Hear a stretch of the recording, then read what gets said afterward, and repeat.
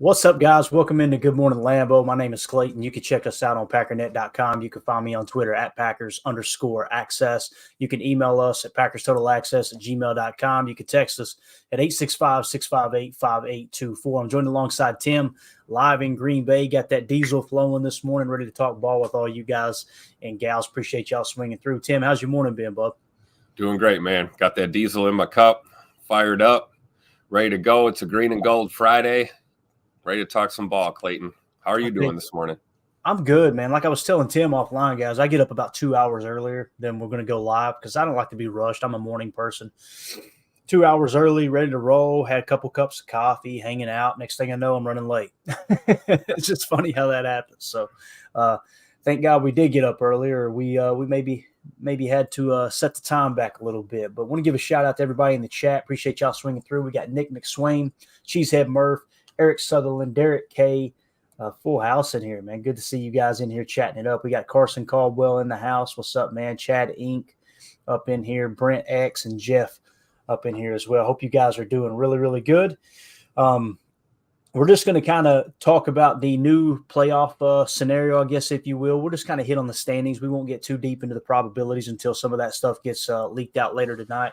Of course, if you guys know the probabilities, feel free to post them in the chat, and we'll chat about them for sure. But obviously, a big game last night, Tim, as the Cowboys hosted the Seahawks. The Seahawks ahead of us in the standings. We were all Cowboys fans last night, of course. I know some people had to take some nausea medicine to get through the game so they could root for the Cowboys. But here we are. Bang, here's just the results from the game. I think anything that, everything that we've needed to happen up to this point, Tim, has pretty much happened, man, which is absolutely awesome. So the Cowboys come away with a big win, 41-35 over the Seahawks. One of the better games this year to watch. It was absolutely awesome. Just looking at the box score here, when you look at the scoring, first of all, Dallas jumped up to a 10-7 lead at the end of the first quarter. And then, Seattle, of course, roared back, scored 14 points in the second quarter. So it was essentially 21-20 going into halftime.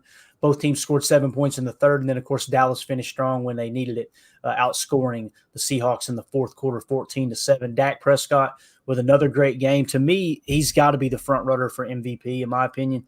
But he went 29 of 41, 299 yards, with 3 touchdowns, no picks, so passer rating of 115.8 or whichever rating that is. I get there's the QBR. The QBR was 75.0. The rating was 115.8. Of course, Tony Pollard got 20 carries. This is a perfect example of what we talk about, Tim, how even though you might not be getting the yards you're wanting on the ground, just you forcing the defense to be aware of the running game really, really makes a big difference. But he got the ball 20 times for 68 yards, only 3.4 yards a pop. Of course, had a touchdown there as well. And then CeeDee Lamb, definitely the player of the game for the Cowboys, in my opinion, if it's not Dak. 12 catches for 116 yards and a touchdown. They just kept hammering that out route to him all night long. Their tight end, Jake Ferguson, stepped up big time, 6 catches for 77 yards and a tutter.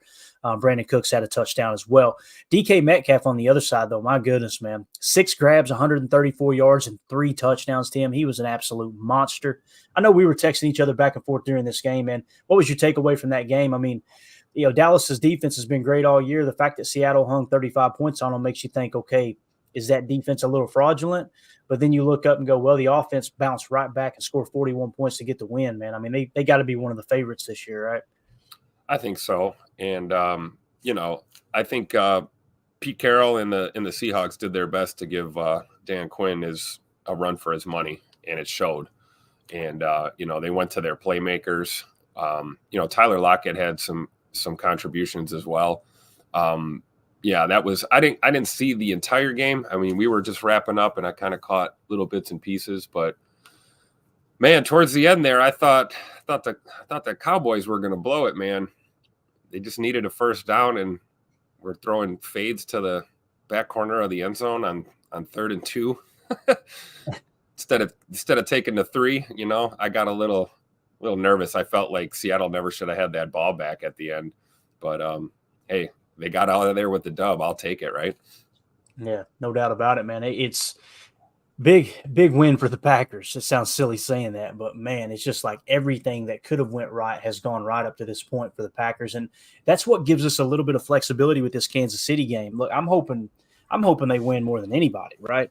But from a realistic standpoint, I don't think anyone picked them to beat the Chiefs going into this season.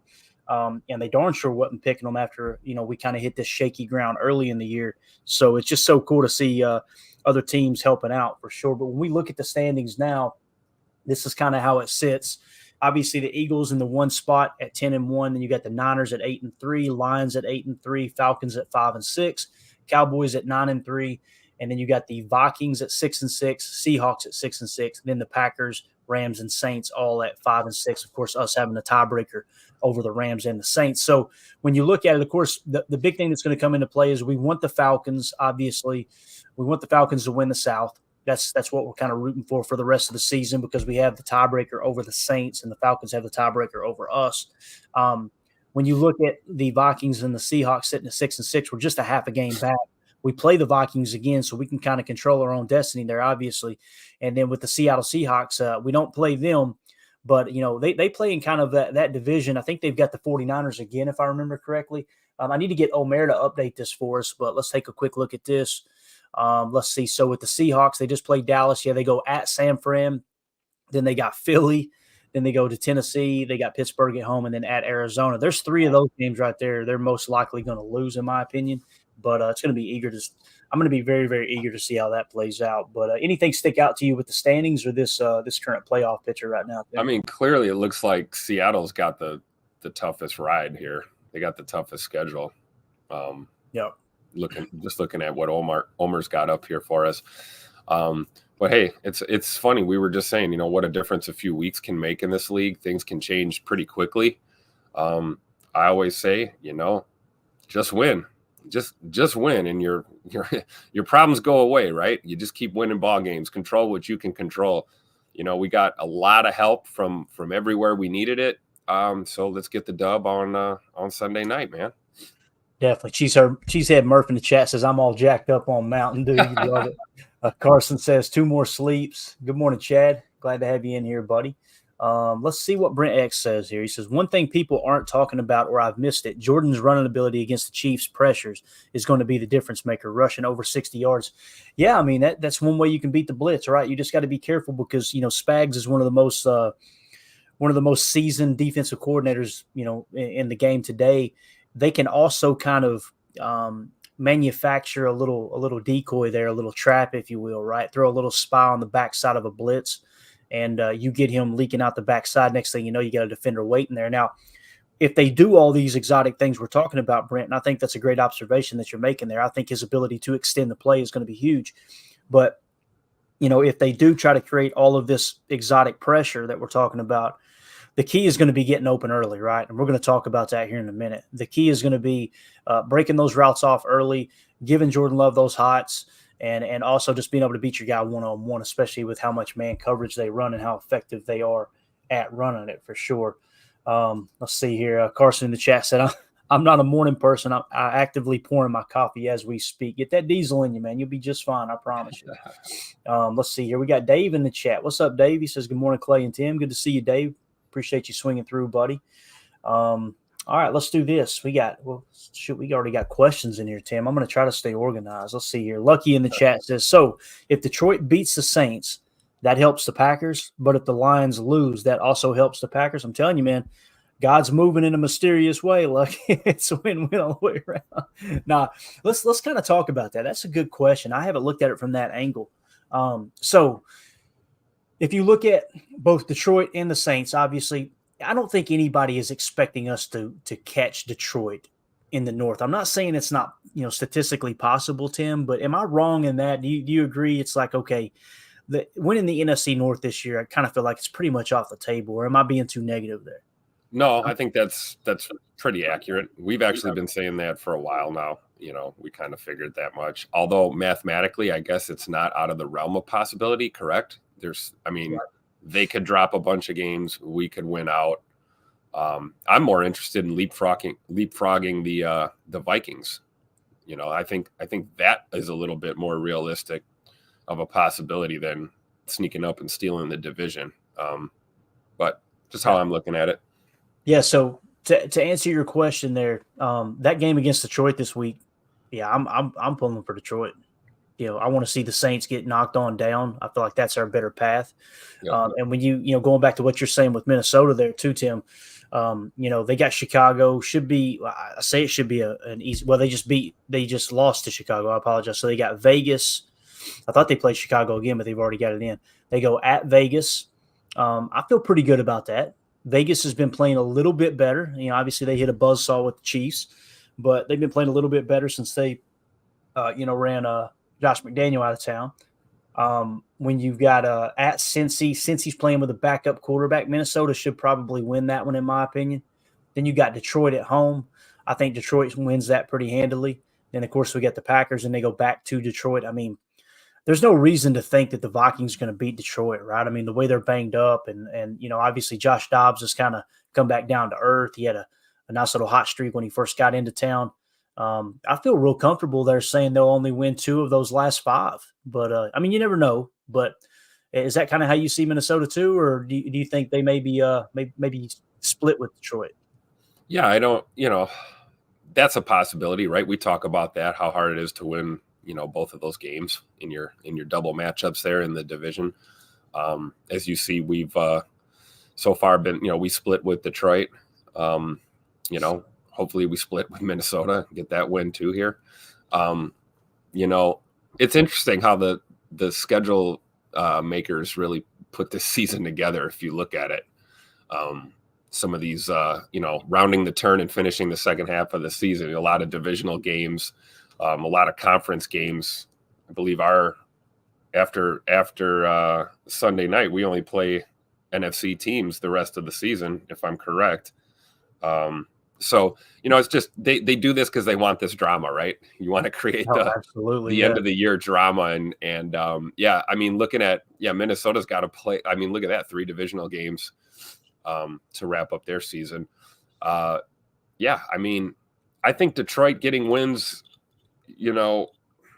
like you said, isn't going to really affect us because unless they can help us with the Saints, but they're probably going to win the division this year, and that's fine. Let them win something for a change. That's good for them. We are just as much in the mix, and that's all that matters. I really think this last push is going to really tell us what this team's all about and what we have to look forward to, moving ahead here. But I don't want to get too into the weeds with the matchups because we've seen things turn on a dime in this league, and we don't want to find ourselves in a position where we're, expecting other teams to help us. We need to focus on what we can control, and that's our matchups every week, right? Yeah, that's pretty much all you can do. There's no doubt about that. Brent X says Detroit has the point differential tiebreaker, so if we have the same record, they win the division, I believe. That sounds about right when it comes to the division. I know when it comes to the conference tiebreakers, if I understood correctly, it's head-to-head, then conference record. But that's probably right when it comes to division.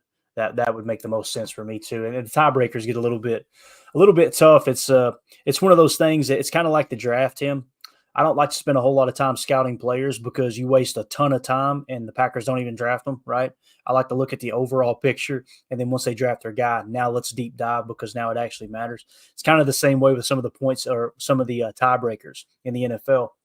I get down to the wire, and it's like, okay, now that it applies, now let's take the time to study this trigonometry and figure out exactly what needs to happen. Exactly. But, it's just they've done such a good job with their business model and putting this together in the NFL to create the parity and all that. But Omer in the chat says we can win the division if we win 5 to 6 games and the Lions only win 2. You're right, we can.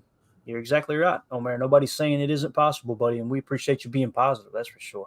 There's nothing I would love more than Detroit to just absolutely collapse. Last year they got hot at the last second and ended our season, right? Ended our whole year.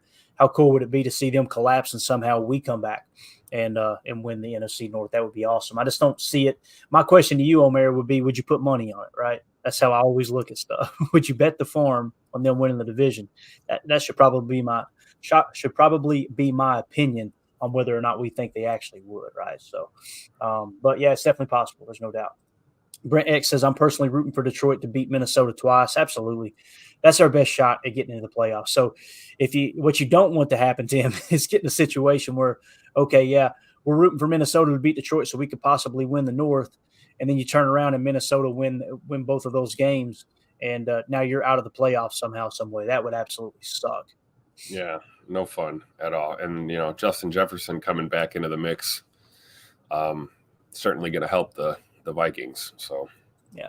And like Laurencio, what a cool name, man. Laurencio Delgado.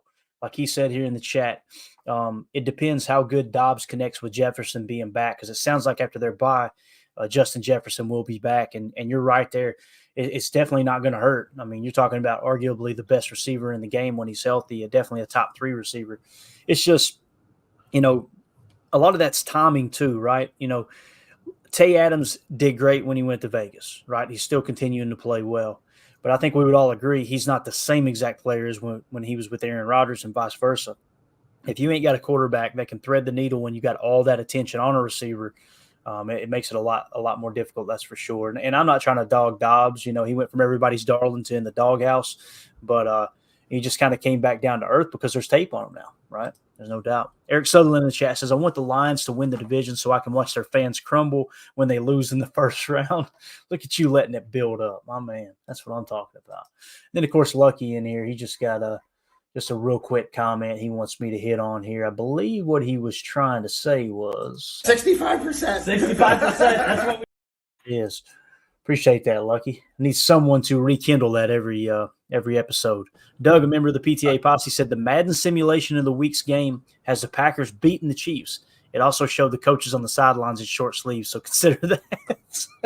Yeah, that's all we need to. That sums it up right there, right? Exactly. Not going to put too much stock into that one. Great observation, Doug. We appreciate you, buddy. All right, let's move on to the next thing we wanted to talk about here and hit on. Appreciate everybody in the chat, man. This is awesome. Appreciate y'all swinging through. So when we're talking offense, Tim, Steno actually met with the media, and I believe it was Ryan Wood tweeted this out. He said, Adam Stenovich on Packers wide receivers job in the passing game against the Chiefs blitz-happy defense. You have to get open fast. That's the biggest thing. You can't take your time out there. You have to get open quick because those guys are going after the quarterback. So we kind of talked about that short passing game, Tim. I think it's something that's going to be very, very important. One of the things that I think would give them a big bump, a big boost, is if Tay Wicks can play. And it's just amazing that we're talking about Tay Wicks so much, right, as a rookie. But he in my opinion, has the best release package of every wide receiver on the Packers roster. Jaden Reed, and Romeo Dobbs, it's pretty neck and neck. It's pretty close. But if you had to give me one guy and say, hey, you got one guy to beat jam, to beat press coverage, it would be Tay Wicks. His release package is it's really, really solid, especially for such a young receiver. So Ryan Wood tweeted this out just the other day. He said, before his concussion, Davian Wicks wasn't playing like a fifth-round rookie. Now that he's back, Wicks' releases, playmaking after the catch, and most impressively, his savvy finding openings against zone are skills the Packers must keep on the field. So put into conjunction here, Tim, with what one of the listeners said just earlier in this show. I can't remember who it was, when they said, I think we're underestimating Love's ability to scramble and run the ball, right? Imagine Love having to create that time, right, whether it's in the pocket or outside of the pocket. You need someone like Tay Wicks because his ability to find the soft spots in the zone coverage and do it so fluidly, it's really remarkable. His release package along with that is why he should be starting, basically why we should be in 11 personnel as much as possible. I'm not saying he should start over Watson, Dobbs, or Reed, but the fact that we're in 12 as much as we are limits the rotational aspect of Tay Wicks getting on the field, obviously. So I think it would be really, really wise to have us in 11 personnel as much as possible. And on top of that, his ability to beat this zone, because like we talked about, yes, they run a whole lot of man coverage, but when you look at their zone, they're in zone 48% of the time. They run man 34% of the time. So when you look at it from that perspective, Tim, they're going to be in zone quite a bit, right? Almost half of the snaps, most likely. So with that, Tay Wicks, man, being healthy is going to be huge. Yeah, absolutely. Can you pull that up again, those numbers real quick? Because we were breaking down middle field close, middle field open, right? So middle field open coverage, a.k.a. the two on the shelf, right? The two shell or the zone. That's Tay Wicks' bread and butter all day, right? Get in there and sit down and let Jordan Love hit him in space. just like we talked about. So, yeah, he will definitely be an X factor if he's out there, and looking forward to watching him. I still think, going back to the Lions game too, keep our eyes open for Malik Heath. Malik Heath can creep in there and be a contributor as well. A lot to look forward to in this game. Yeah, hey, Malik Heath, man, he really stood out in that game, and I wasn't as excited about Malik Heath as most, right? I'm like, okay, look, he had a good preseason, he had a good offseason, I got you, but man, 4 targets, 4 catches, only 5 snaps. It's like, get that dude involved more, right? And again, it screams more 11 personnel. I hope we do that. This was a cool little video the Packers tweeted out. Got the Sunday Night Football truck in town here, and you see they rolled up right there at Lambeau. Absolutely awesome. Look at that beautiful blue sky yesterday, man. Gorgeous. Sunday Colder night than a well digger's blue in town. I love it. Yeah, dude, and that setup they do for Football Night in America, they set it up right over there at Titletown, don't they? Right in front of the stadium. Am I thinking right? Usually, it all depends. They have several vehicles too, where they do in different setups. I know it's kind of. I don't think it's the same every time they come, but yeah, they'll definitely be. Football Night in America crew will be out in full force. I'm not sure where they're going to do their set this time. Maybe I can do a little recon, head over there today, Nice. take a look. I can tell you where they party after the game, though. I got to hang out with some of the crew last year when we came up for the game. Had a blast hanging out with Collinsworth and Rodney Harrison and Jack Collinsworth. That was fun. Good times. Good crew, man. Sunday Night Football crew is some of the best out there. Yeah, that's it's one of my favorite. If someone said, okay, you can only pick one show each week, right? Fox NFL Sunday is my favorite, hands down. But Sunday Night Football is like, if I want to get a recap of what happened during the week, Football Night in America right before Sunday Night Football is just phenomenal. And they'll do the Applebee's setup, the pregame show, and I'm pretty sure they had it right in front of Titletown, kind of where the stage was, where they played the music, for Titletown. And, the backdrop will be Lambeau, which is just so cool. It's so cool. Carson in the chat says, I don't even think Dobbs came back to earth. Earlier in the year, he was getting 9 to 12 targets at times. Now he's getting 5 to 6. There's just too many mouths to feed in this offense, which isn't bad. And, we can come back to him, right, Carson? Eventually that will open back up. And I think you're right. I think they've just put a little bit of attention on him. He's kind of viewed as the Packers' #1 receiver. Now that Christian Watson had a little bit of a breakout game, let's see if they start trying to bracket him a bit. But when you're in 11, man, it's hard to bracket anyone. You can fit your run fits when you're facing 12 personnel in your base, right? You can fit your run fits and still do a little bit of bracketing, do a little bit of, hey, let's do a little bit of shadowing him. They're going to have to pick their poison. If you come out in 11 personnel and you got either Reed or Tay Wicks, in the slot, and you're trying to bend the coverage a little bit toward Christian Watson, or if Dobbs gets hot and you're trying to bend it toward Dobbs, everything underneath should open up, right? I'm expecting to see at least 1 or 2 what we refer to as whip routes in this game. So imagine they're playing snugged up, right?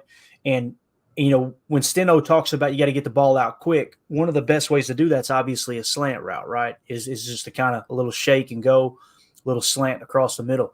They can take that away by playing inside technique, or if they're playing a little robber, you don't know which one's going to spin, which safety is going to spin, and they can take that inside technique away. But if you're in just blanket man coverage, you're playing press, and you're playing with inside technique, inside leverage to take away that slant, little whip route is kind of a slant and roll it back outside. I'm expecting a couple of those in this game, just based off of how both teams play. We've seen the whip all year long. It showed up on several different concepts for sure. We've seen that going back since LaFleur got here, right? That was the bread and butter 3rd and short route to Tay Adams a lot of the time. Cobby used to run those too, right? And everybody calls them something different. I've heard it called a zag. I've heard it called a whip. I've heard it called a pivot. Then I've heard people say, no, pivot's a passing concept, Clayton. It's not a route. And I'm going, okay.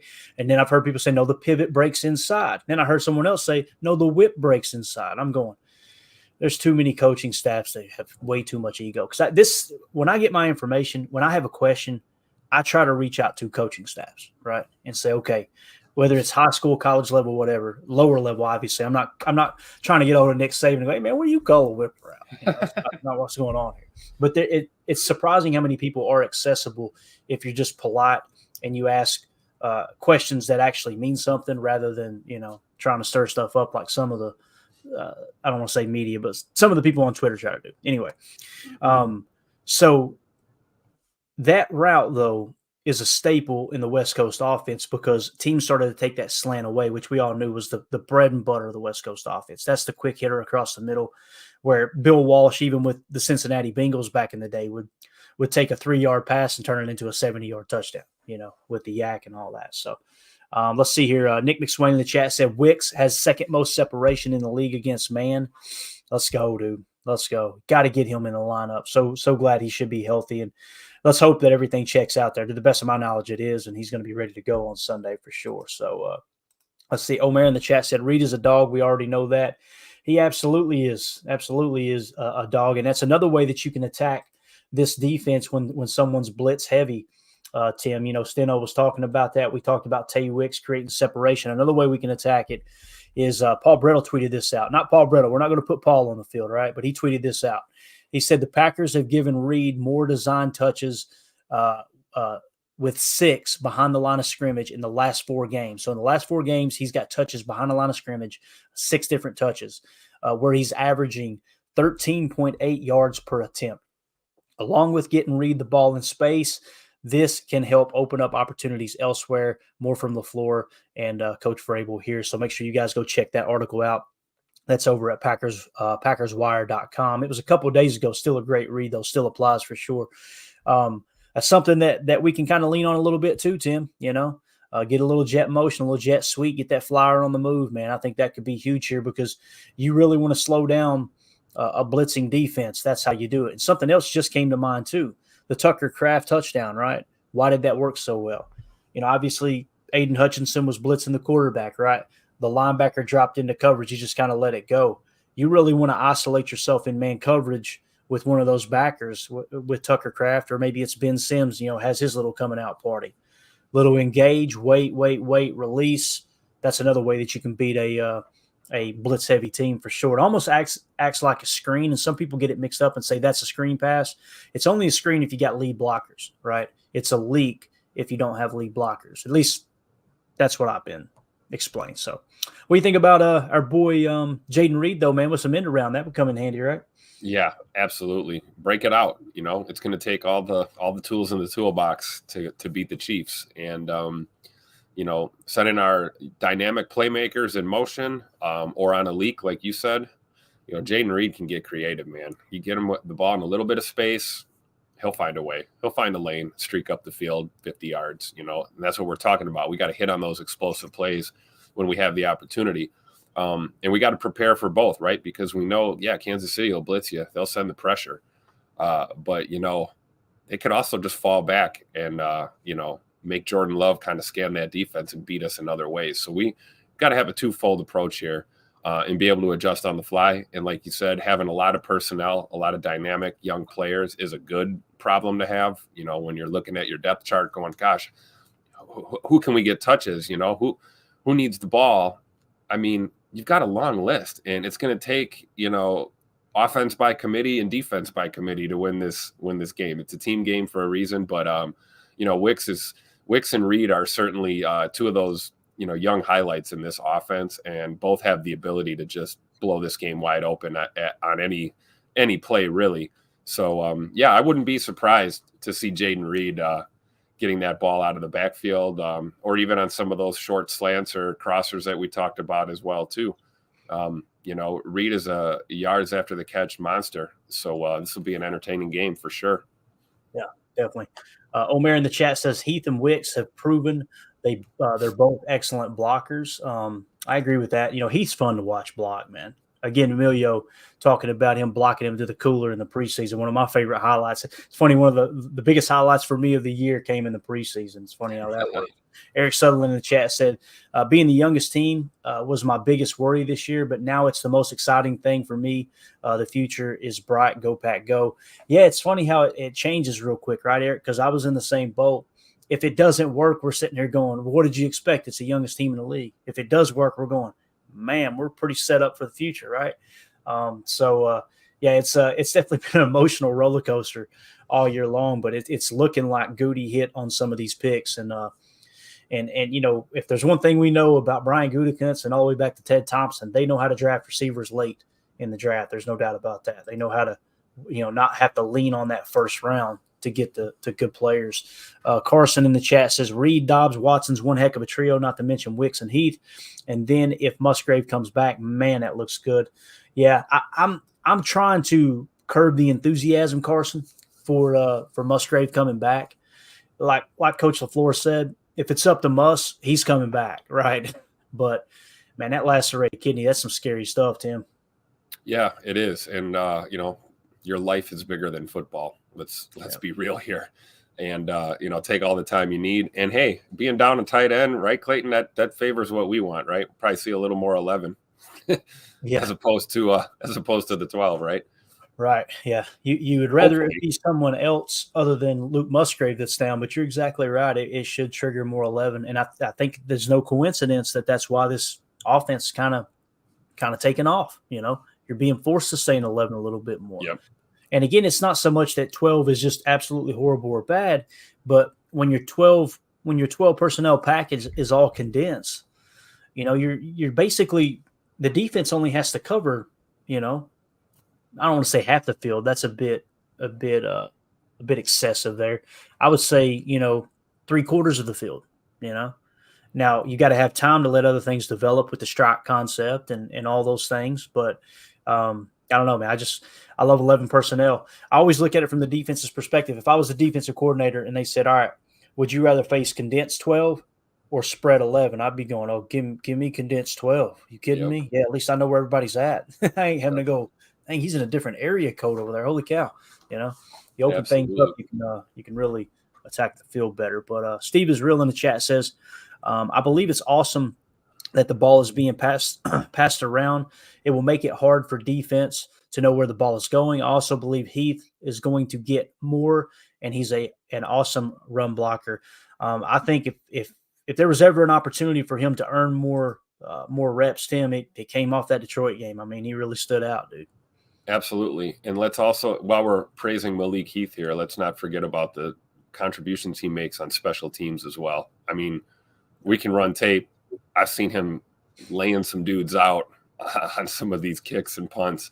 So, it's really good to see that. And, that dude's got fire to get out on the field, man. And he knows that doing the little blue collar type stuff for this team is the exact way to get those reps. And then maximizing the reps that you get. We talked about that, right? The guy, what do you have? 5 targets, 4 catches. Is that what we just ran over? It's like, yeah, Malik Heath only had 5 snaps. 5 snaps, 4 targets, 4 catches. Yeah. Okay. So that's my point. That's a dude saying, hey, if they put me out there, man, I'm catching everything. I'm not dropping nothing. I'm catching every ball they hit me on. I'm running these routes properly. And, that's great to see. Here's another rookie stepping up. So there's weapons. It's a lot to be excited about. Doug in the chat here. Great. The wide receivers are great. Turry was number 3 last year. Last now. Yes. Yep. That was my pick for breakout player of the year preseason was Samori Toure. So a swing and a miss again. Hey, admit when we're wrong, right? I was totally wrong. And that's not a knock on Toure. I think it's more of a, tells us a little bit more about the guys that we drafted and brought in here.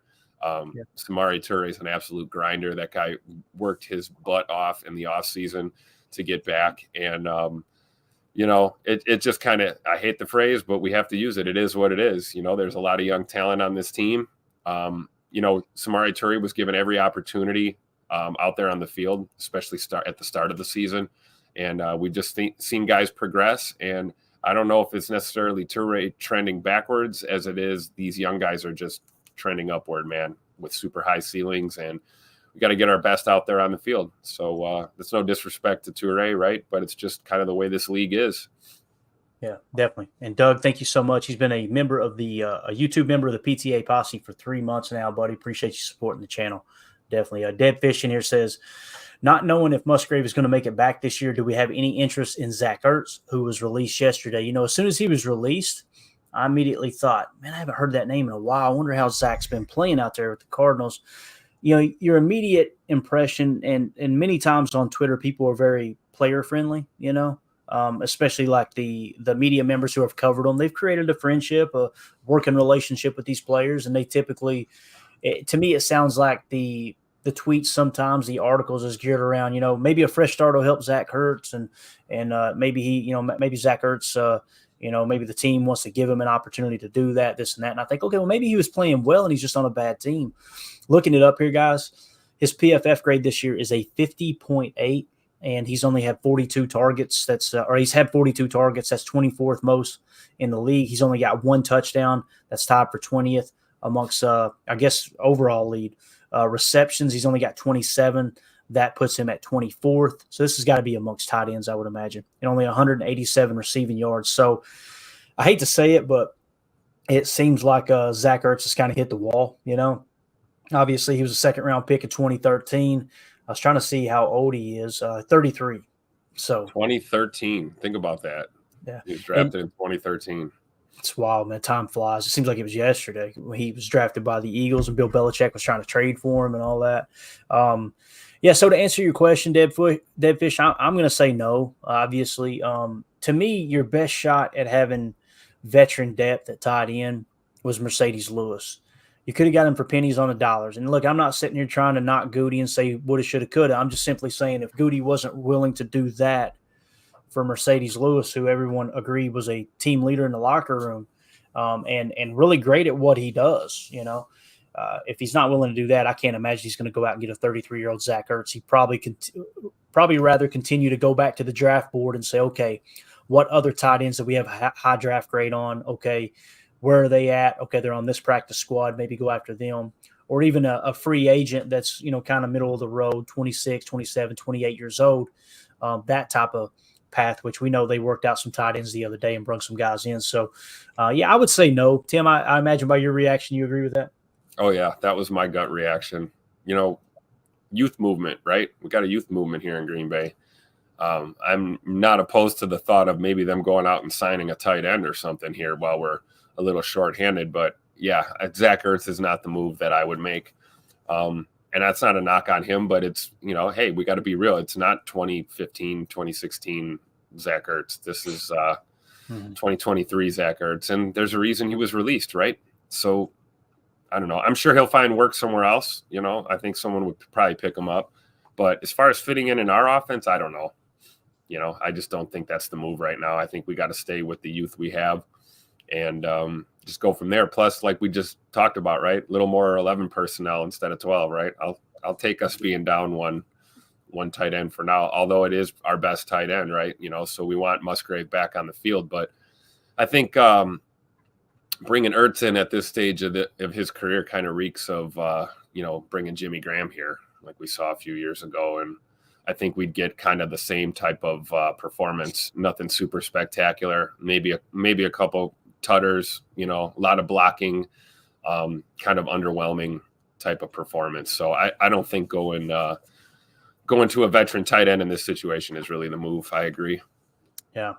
Omer in the chat said Dillon is also trending positively. What I read, Jair Ford also. Yeah, I would be very surprised if all three of those players aren't on the field on Sunday night. I think we'll see all three of them out there.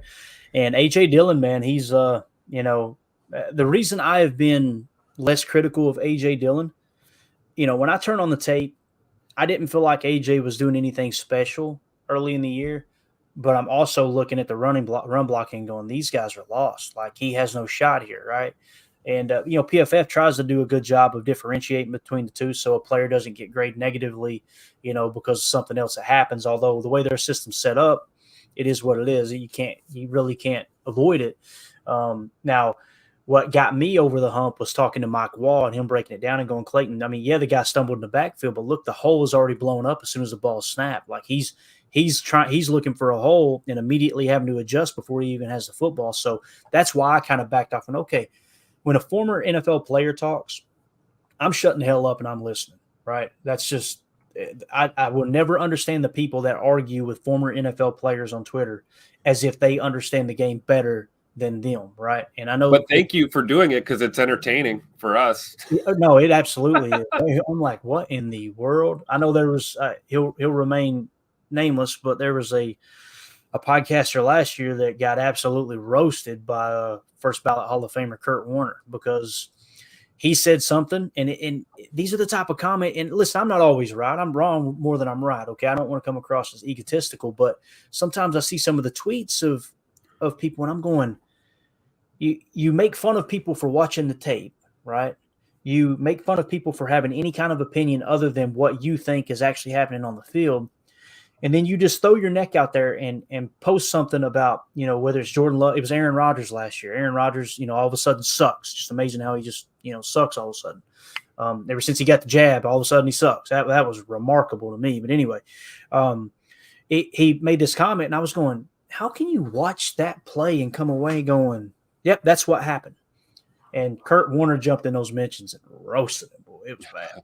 And to his credit, he did say, well, I'm obviously going to concede to you. So that's the right way to handle it. Like, okay, maybe I'm missing something here, but it's so refreshing to see people who have been there, done that, step in and go, no, guys, you're missing it. Right here's what's happening, because that's how we learn. And that's first and foremost what's most important to me, for sure. Absolutely. Yeah. This is cool. Lucky in the chat said the Eagles drafted Ertz over Kelce. Whoo! A lot of people didn't see Travis Kelce as the tight end he was. And if I remember correctly, he came out of Cincy, and that's one of the things that kind of turned them onto Josiah Dear, them being the Packers, was because, it was kind of tight end Kelce come out of there. If I'm remembering the draft history correctly, I think that's how that happened. But obviously, Kelce's just one of those guys, man. He's so comfortable. He's got such good balance, got such good spatial awareness. That's the other thing too about Kelce. He doesn't have a whole lot of good years left in him either. Tight ends age quick, Tim, other than just the absolute legends that play for a long time. But I can't imagine Kelce's going to be doing it too much longer at the level he is. And now he got all these, how can I say it in a nice way? These distractions in his life, right? I don't listen too much Taylor Swift.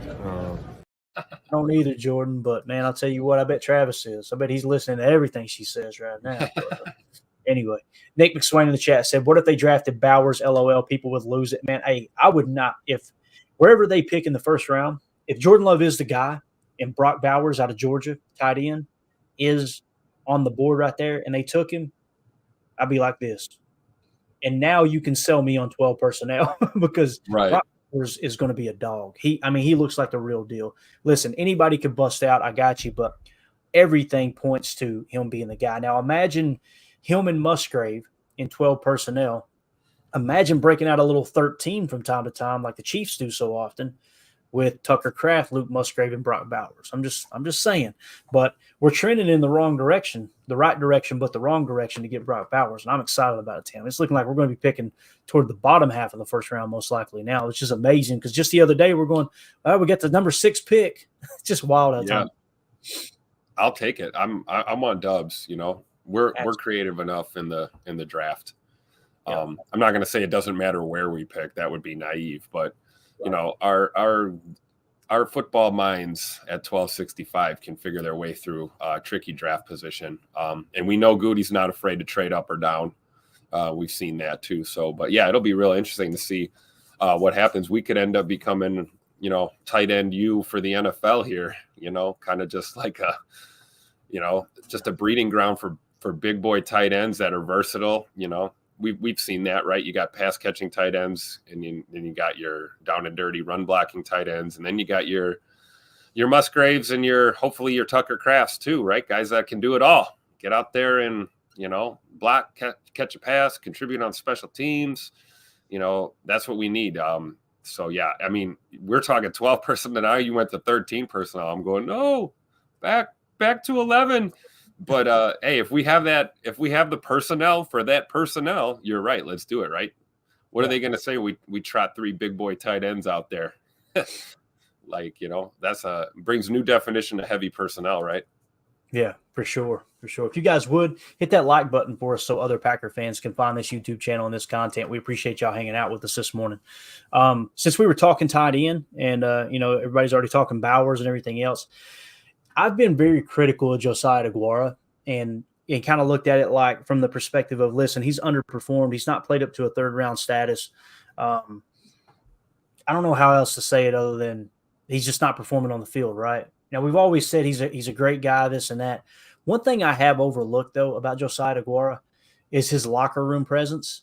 Tim, this completely caught me out of right field. I didn't look at Josiah Deguara as this team leader, as kind of the glue in the locker room. Now, he got to learn under Mercedes Lewis, one of the best in the locker room, right? So it kind of makes sense now that I'm sitting there going, Clayton, you're a moron. Of course, he's a good locker room guy.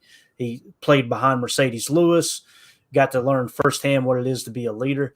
But Tucker Kraft surprised me. Tucker Kraft said something in the locker room yesterday. I'm going to play it real quick for you guys. And I thought this was really cool. And it just kind of clicked. I was just like, man, that makes sense why they've got him on the roster, right? He's one of those locker room glue guys. But I want to hit on it and get your take real quick here, Tim. But here is Tucker Kraft when he was asked about Josiah Deguara. Who's showing up the earliest, maybe putting all the work that we might not see, but you see in practice? Josiah Deguara beats me to the facility every single day. I've said this before. Joe's a leader of men. He leads prayer pregame, leads Bible study on Mondays. I go to couples Bible study with him too. He's a man of faith. He's a leader of men, and I follow him anywhere. He's a soft-spoken individual, but he puts his helmet on. He's a really intense guy, and I respect him immensely. Tim, that dude, there's some people rolling their eyes, and I get it, man. We can fan how you want to fan, but hearing Tucker Kraft, Mr. Frat Boy, right? Mr. Tattoo, Mr. Chugging Beers with David Bakhtiari, talking about the impact that Josiah Deguara's had. And listen, I'm not saying there's anything wrong with that. My dad did tattoos. I grew up in a biker family. My dad was a tattoo artist for 15 years. And believe you me, I talk about daddy sodas way too often, right? So please don't, I'm not standing on a pedestal here going, Tucker Kraft needs to clean up his life. I think Tucker Kraft's a great guy. That really caught me off guard. Like, man, I didn't realize the impact that Josiah Deguara had. And it sounds like you had a little bit more of a beat on it than me, Tim, early on. But that's pretty cool stuff, man. Yeah, I mean, I was kind of rooting for Josiah, going into training camp this year because, I thought this was going to be important to have him around with the young tight ends that we drafted. And now seeing this, it just puts a smile on my face. I believe Josiah Deguara's father is a pastor, and he grew up in the church, and I'm not. You know what? I'll go ahead and say it. This sounds a lot like number 92, man. Reggie White was a spiritual leader on the team, and then the minute Reggie put that helmet on and went onto that field, you saw just a ferocious, fearless monster of a football player. And when I hear Tucker Kraft talking about, Josiah Deguara, I'm getting that same kind of vibe. He's leading team meetings. He's leading, the Bible study with the players who want to take part in that, and that's fine. And hey, your relationship with God is whatever you want it to be, however Absolutely. you want it to be. You need balance in your life. I believe that personally. And, frat boy Tucker Kraft probably benefits from a little bit of Bible boy Josiah Deguara, right? Let's be real. We can say that. And hey, if it helps us and it helps them and they're helping each other, that's fine. We need that stability in a young locker room. Honestly, if Josiah Deguara is not seeing the field much because of, the play on the field, hey, at least he's not one of these guys that, some guys, they get bumped down the depth chart and they disappear off the radar. Yep. So Josiah Deguara is finding a way to contribute to this team regardless. And, if that's being an example, hey, he's beating the rookie to the facility every day. Well, what does that mean? That means Tucker Kraft's trying to get there earlier. The only way he knows he's beat is by getting there as early as he can and realizing he's already beat by Deguara. So you're breeding that developmental mindset in these young players, and it's cool to see them respond. But yeah, I mean, we have to learn that it's okay to separate the football player from the human being, right? Because these guys are human beings first. And seeing this kind of insight just, it does. It makes me happy that we have players like this here in Green Bay. Deguara has been a bit underwhelming this year, but that's okay. That all you can do is improve. And you never know. Maybe it goes the other way around. Maybe some of the younger tight ends kind of, not to say that DeGuara is an old dog, but, maybe him seeing what we got here kind of helps him step his play up too a little bit. But, we know it's a business. Anyone can be out the door at any time, but it's refreshing to see that, more leadership coming from places that maybe we didn't expect, right? Yeah, no, absolutely, man. Very well said. Paul Robertson in the chat said, next show, Josiah Dear apology show. I'm going to have a written statement ready to go, Tim. Nah, listen, the play on the field matters, guys. It's a business first and foremost, obviously, on both sides, both the players holding out to get contracts and obviously the organization being willing to move on from someone that's not producing. We would all agree it's not look good on the field. I'm just saying it was kind of, that makes sense now why he's,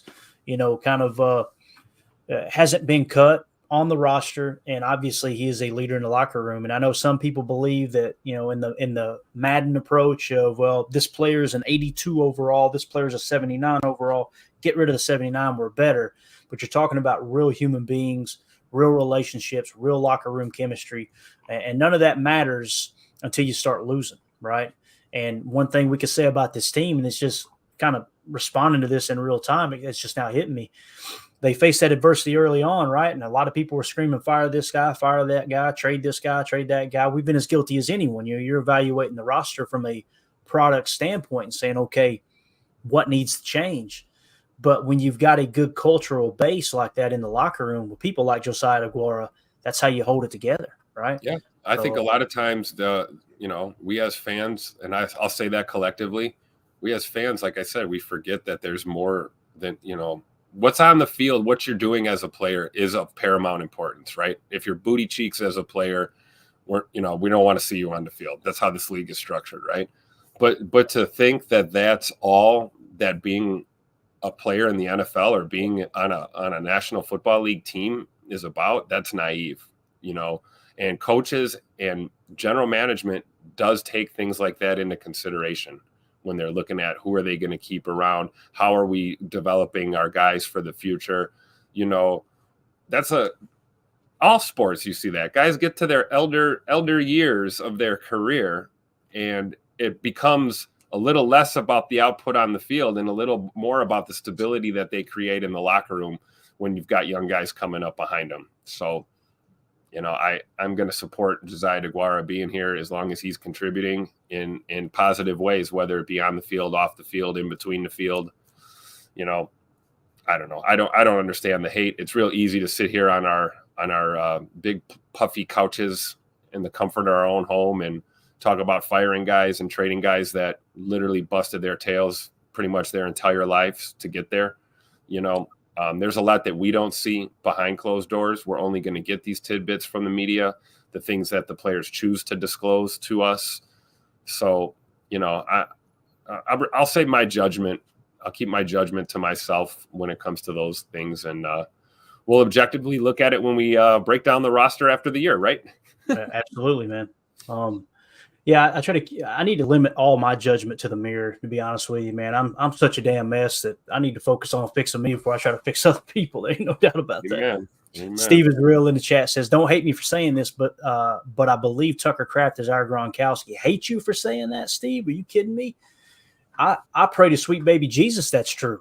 The thought of us having someone who's half as good as Gronkowski. I mean, Gronk was, I'll just say it, he's the greatest tight end to ever play the game. There's no doubt in my mind.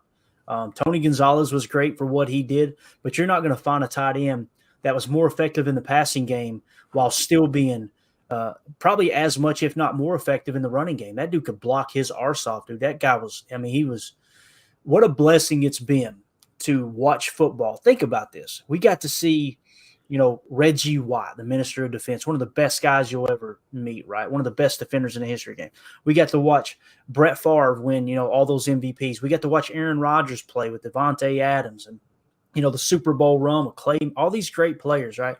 But outside of Green Bay, you got to see the greatest head coach in the history of the game in Bill Belichick, the greatest quarterback in the history of the game in Tom Brady, and Rob Gronkowski, the greatest tight end in the history of the game. Like, we've got to see some amazing things happen. And now you're seeing a young Pat Mahomes who's on pace to shatter everything that Brady did, because he's doing it at such a young age now, and he's doing it with his shoulder, not the defense. You know what I mean? Because I know many people like to say, oh, the only reason Belichick had success was because of Tom Brady. I challenge you guys to go back and watch those first couple Super Bowls. I'm telling you, man, Tom Brady was not Tom Brady, and those defenses were solid. At times, they would kind of dip into the valley, but when the game was on the line, somebody said it the other day. I think it was Michael Lombardi said, "Yeah, I know Tom Brady's the only reason they won those Super Bowls. I got you, but I'm sorry, I don't remember seeing him out there kicking that field goal in the blizzard." Right? You forget that you had the greatest kicker of all time in Adam Vinatieri in this roster that Belichick had put together. But anyway, I just think it's cool that we got to see so much greatness while watching football. There's no doubt about that. Steve is real trying to get me all fired up here as we get ready to wrap up. He said, I would love it if we got Audric Estime running back from Notre Dame. See, you're hit me right here. Estime is so much fun to watch, man. He's kind of a power back, but he's got that breakaway speed. He's just a good combination. I've gotten excited, Steve, in the past over my Notre Dame Fighting Irish running backs, and they've come in the league and just absolutely stunk it up. So I'm trying to curb the enthusiasm, but yes, if they draft Audric Estime and they continue that kind of that bond between Notre Dame and Green Bay, which we all know the historical ties there are just immense, I would lose my mind, man. No doubt about that. Let's see here. Carson Caldwell in the chat says, if you look up, quote, Faith in Football, Josiah Dear, he walks through his faith and journey. I'm going to check that out, man. I've got several books that are similar to that, like from Joe Gibbs. I've got one. It's called Men of Sunday, I think is what it's called. And it's actually got Aaron Rodgers does a small section in it as well, where just people, talk about their faith and that type of thing. So, and again, no matter what religion, what belief system you operate in, you're welcome on this show, right? I'm fairly open about mine. I try not to put it in people's faces, but it's just like what Tony Mandrich said on this show. Like he said, you see so many people going around, they're allowed to voice their opinion. They're allowed to voice their political beliefs and their religious beliefs. But me as a Christian, I'm not allowed to talk about it. No. So everyone's welcome here as long as your religion doesn't condemn other people simply because they disagree with you. That stuff drives me crazy. Like, we can all coexist together no matter what your faith is, no matter what your belief system is. That's just kind of the way I see it. But I'll check out that book for sure, Carson. I appreciate it, man. Jeff in the chat said, it's no surprise to me to hear the Packers have strong Christian leaders. They have faith in themselves and a higher being. It's evident because of the way they pick themselves up after 4 losses. Kind of what we were just talking about, Tim. You can tell the locker room is a lot stronger than I expected it to be. And that was after getting rid of one of their emotional leaders in, Rasul Douglas, which you guys know I still disagree with that trade. I keep looking up at this defense going, how good could they be now that they're peaking if you still had Rasul? No one's going to convince me we're better off with Corey Ballantyne over Rasul Douglas. It's just not going to happen, right? And that's not a shot at Ballantyne. He's a late-round pick. It's just Sewell goes out and gets, an interception and a forced fumble, and then the next game got 2 interceptions. Like, he's just been on a tear. It just sucks now because it looks like the Bills might not make the playoffs and the Packers may make the playoffs. That kind of sucked for Sewell, but anyway, appreciate that, though, Jeff. Thank you for the chat, buddy. Yeah. Let's get out of here, Tim. Anything else you want to hit on as we wrap up, man? Guess I'll just hit on that. Vince Lombardi went to church every day, every single day, right? Not too far from where I live, and still found time to coach a football team, put together a game plan, check in with all his players and their families, make sure that, things were running smooth. And, he understood that, winning isn't the only thing, or winning isn't everything. It's the only thing, right? And, football is of paramount importance, but, hey, your faith is your faith, and your relationship with God is your relationship with God. Have it however you want it. But I agree. It doesn't surprise me that we have spiritual leaders here in Green Bay, because that's what this team and this franchise has been about for a long, long time. And, it's not, I like the word faith, because then it kind of just removes the religious connotations from it, because like you said, Clayton, it doesn't matter what your religious alignment is or your religious view is, or even if you're a person who doesn't have one, that's fine. Faith is a powerful thing. Faith in each other, faith in your teammates, faith in your staff, whether or not you agree with where you get it from, it's irrelevant. So I think there is a big part of that here ingrained in who we are in as a Green Bay Packers organization. So, I'm not going to hang around for people that are hating on spiritual leadership in the locker room. Got no place for it. And we can point through this league and show you all the dumpster fire teams that don't have that. in their locker room, and you see what they look like on and off the field. So I'll take what we have here, and Josiah Dear is welcome here as long as there's a spot for him on the roster, and I'm sure he'll find a way to play up or down that depth chart at some point. If not, then hey, let him be the guy that's doing what he's doing right now, because there's other ways to contribute on a team. And I don't know. To me, it's refreshing. We got a young squad, and these guys could totally have their priorities jacked up, and they don't. It's cool to be young and have fun and party and celebrate and all of that. But, having a leader like Josiah Dear in there, having a leader that can, bring you back down to earth, and, I like it. So I support it, man. That's all I'll say. Definitely. Nick McSwain in the chat said, we'll end it with this. He said, I'm not religious, but I hate when people knock other people for their beliefs. You hit the nail on the head, man. That's how I feel. I personally love learning about, I've met people who have different faiths, obviously, and different religion. And the first thing I try to do is sit down with them and go, hey man, tell me about yours. There's nothing wrong with that. Right. I don't know. It is remarkable though, how many people, especially on Twitter, the toxicity that is Twitter, will just openly bash that stuff, openly bash it. And their profile picture is Vince Lombardi. And I'm going, you do know that you should, do y'all want to tell them? Never mind. Let's just, anyway. And he was as open as they were, as anyone was, I should say. And, it was God, family, and football, right? God, family, and the Green Bay Packers is what he would say. So you're muted, Tim. Sorry. Yeah, in that order, right? Yeah, absolutely. Absolutely. But again, people, they overlook that stuff, and it cracks me up. They're just going on their little tirade about how they hate, that type of stuff. And I'm just like, man, you have no clue. You're so ignorant. And that's not an insult. Ignorant isn't, oh, he's stupid. No, I'm saying like you don't literally don't understand. Yeah. Don't understand what that person stood for or stands for. Right. And some of the things that are right in front of our face with the founding of our country, and things that we benefit from on a daily basis, with their constitutional rights and everything. But again, I digress. This has been a good conversation, man. I love our listeners. You guys are absolutely awesome.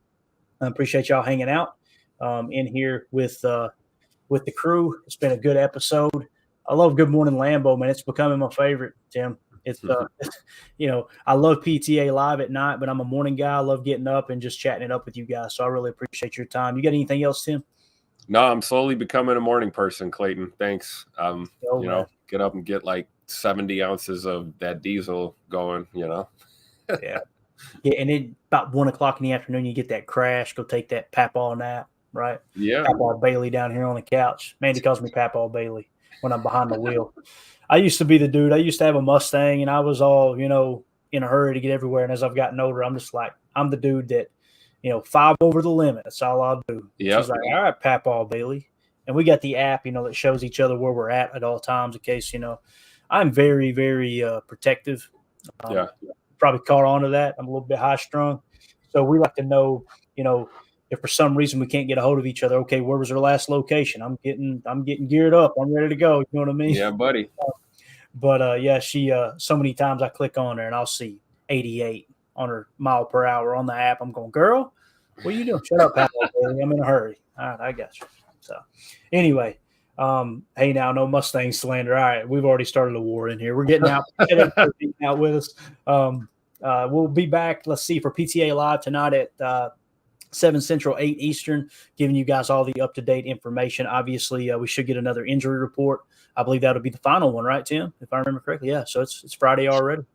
Yeah, should be. And then we play the waiting game for the actives, right? Yeah, absolutely, man. So I want to thank everybody for hanging out with us here in the chat. You guys were awesome. Really, really appreciate everyone listening to this on the pod. Thank you for making us a part of your day. As always, let's go out and be the change we want to see in the world, and go Pack Go.